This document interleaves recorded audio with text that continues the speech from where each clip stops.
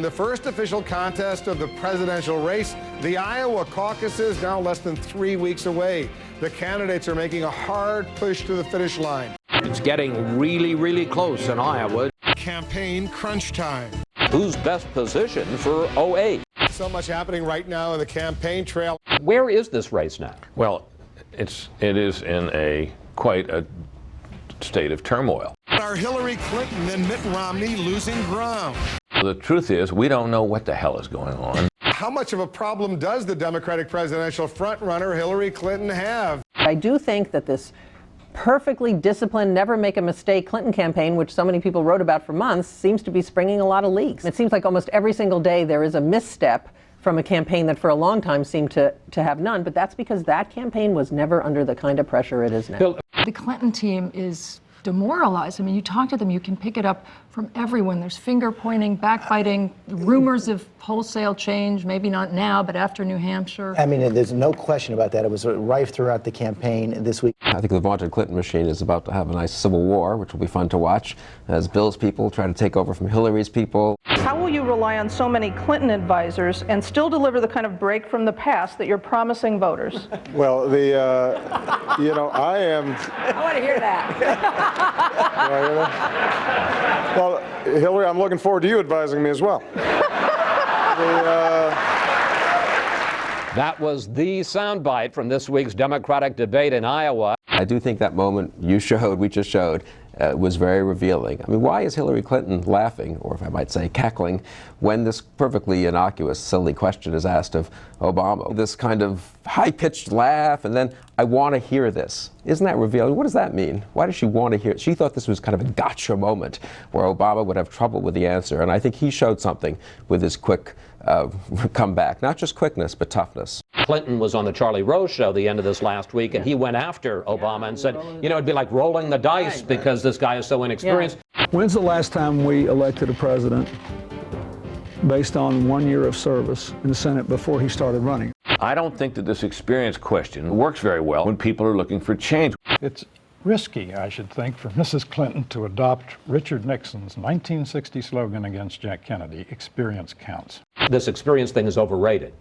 Yeah. I still believe at the end of the day, the Iowans in their infinite wisdom will vote for change and not just experience. So that means Barack Obama. Obama up and Clinton down. If you get that explosion, he has the potential, I think, really to explode. What someone described as the rocket fuel coming out of Iowa. That could drive him through all the way through February 5th.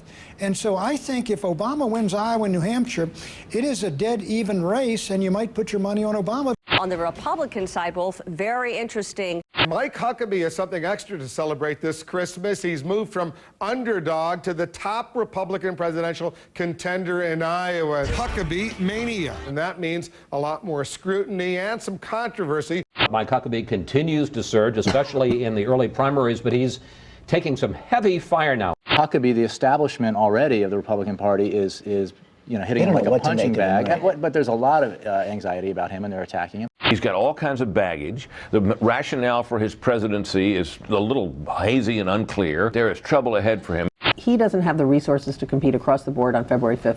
I think that the erosion of support for Huckabee will be real because of, it's not just coming from Mitt Romney, it's coming from the Club for Growth, and all elements, different elements of the Republican establishment are going after Huckabee. Rich Lowry, the editor of the National Review, a conservative publication here, he really went after you. He slammed you big time. Should I get my towel out and start crying now, or wait till when I win the entire nomination and then everybody suddenly loves me? The Wall Street and Washington punditry does not think I'm going to be the next president, and they don't want me to be. I don't think he can survive that stuff for very much longer, but who knows, he might. I don't think this can go on forever, but he's ahead now. You also take a swipe at the Bush administration, writing this among other things. The Bush administration's arrogant bunker mentality has been counterproductive at home and abroad.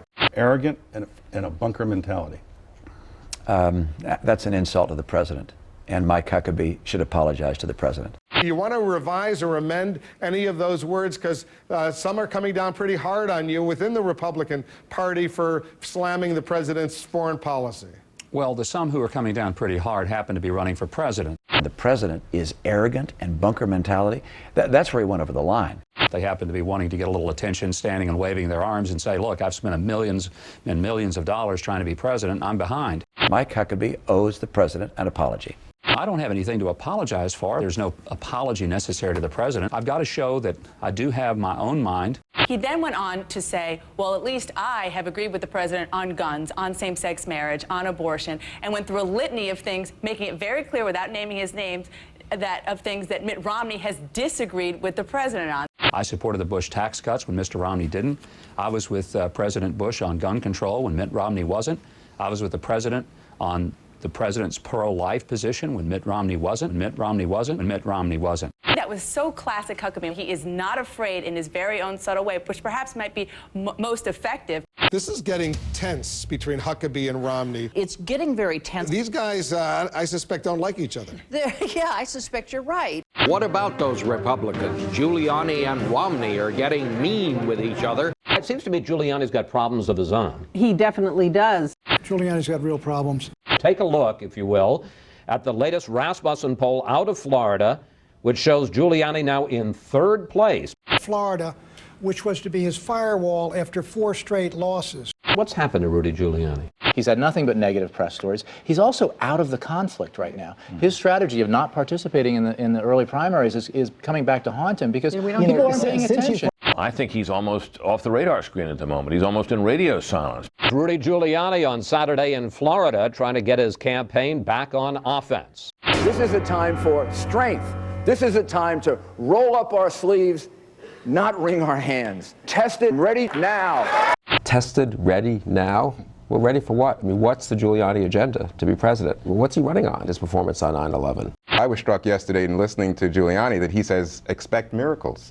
That's what he's hoping for at this point, because I think his campaign is on a slide. He needs a miracle. In need of a miracle. Rudy will need a miracle to sort of, jumpstart his campaign. Hopeless and dire. This is a mess. The Republican nominating process is a mess. Who is the front runner in this race on the Republican side? I really think there isn't one. Bill's right, there isn't one. They don't have a candidate. There is no front runner in the Republican race. Fascinating. Any more dissipation of Republican enthusiasm, it'll be in negative numbers.